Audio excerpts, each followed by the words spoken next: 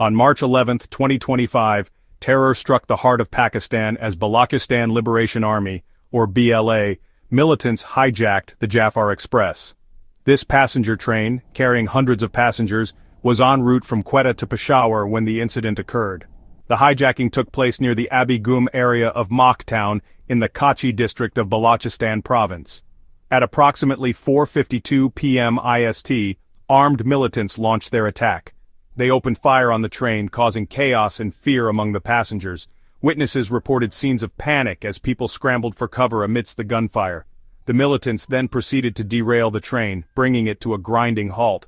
With the train under their control, the BLA militants took a large number of passengers hostage. Initial reports suggested that as many as 400 to 500 passengers were on board the train's 9 bogies. The exact number of hostages remains unclear, but the situation quickly escalated into a tense standoff between the militants and Pakistani security forces. The hijacking sent shockwaves throughout Pakistan, prompting widespread condemnation and sparking fears of a violent escalation in the long-running Balochistan insurgency. This incident serves as a grim reminder of the volatile security situation in the region and the ongoing challenges faced by the Pakistani government in maintaining order. The BLA's actions left numerous passengers injured. Reports from the scene indicated that several passengers sustained injuries during the initial attack and derailment. The train driver was reportedly seriously injured. Adding to the chaos, conflicting information emerged regarding casualties. Initial reports suggested several passengers were wounded. However, subsequent claims from both the BLA and government sources painted a murkier picture. The BLA claimed to have killed 6 military personnel, later revising their claim to 150 army personnel dead. This claim, however, was made by a former parliamentarian, Qadir Baloch, and not directly by the BLA. Meanwhile, government sources reported the deaths of 11 security personnel, later revising the figure to 20. As the standoff continued, the BLA issued a chilling threat. They would begin executing hostages if the Pakistani military attempted any rescue operation. This threat heightened the tension and placed immense pressure on the authorities to resolve the situation peacefully. The militants demanded the release of Baloch political prisoners and an end to what they called the Pakistani state's exploitation of Balochistan's resources.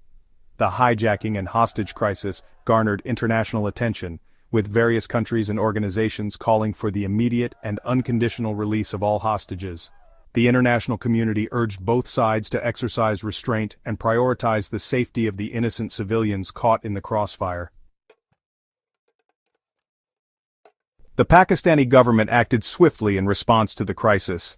The Balochistan government declared a state of emergency and mobilized all relevant institutions to deal with the situation. Security forces, including the army and paramilitary forces, were immediately deployed to the site of the hijacking. A heavy military presence surrounded the area as Pakistani authorities sought to contain the situation and prevent further loss of life. The army dispatched a relief train equipped with medical personnel and supplies from Quetta to Sibi. This train aimed to provide immediate medical assistance to the injured and offer support to the rescue operation. Negotiators were also brought in to engage in talks with the BLA militants.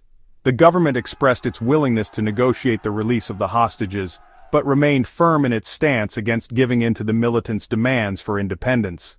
The primary objective of the government was to secure the safe release of all hostages and restore order to the region. The hijacking posed a significant challenge for the Pakistani government, testing its ability to respond effectively to acts of terrorism and maintain security within its borders. The incident also highlighted the complex and long-standing issue of the Balochistan insurgency, which has plagued the region for decades. The BLA, a separatist group fighting for the independence of Balochistan, has a long history of insurgency against the Pakistani state. The group claims that the Baloch people are marginalized and exploited by the Pakistani government, denied their fair share of the region's natural resources. The BLA has been responsible for numerous attacks in the past, targeting government installations, security forces, and Chinese interests in the region. The group's activities have intensified in recent years, with a marked increase in the frequency and lethality of attacks. This surge in violence is partly attributed to the BLA's enhanced capabilities in propaganda, recruitment, and intelligence gathering. particularly through the effective use of social media. In 2024 alone, the BLA carried out over 150 attacks, highlighting the growing threat it poses to stability in Balochistan. The train service itself had only recently resumed in October 2024 after a 2-month suspension following a previous BLA attack. This incident underscored the vulnerability of critical infrastructure to such attacks and the challenges faced in ensuring the safety and security of transportation networks in the region. The hijacking of the Jaffa Express is a stark reminder of the volatile security situation in Balochistan and the ongoing struggle between the Pakistani government and separatist groups like the BLA. The incident has brought the issue of Balochistan back into the national and international spotlight, raising concerns about the potential